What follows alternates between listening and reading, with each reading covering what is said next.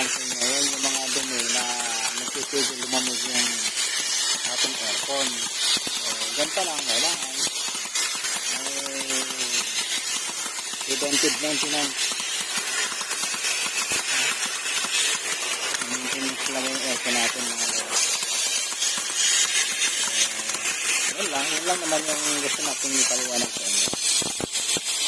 Ayan, kailangan bombahin yung mga tawag sa yung slot, yung binibomba slot.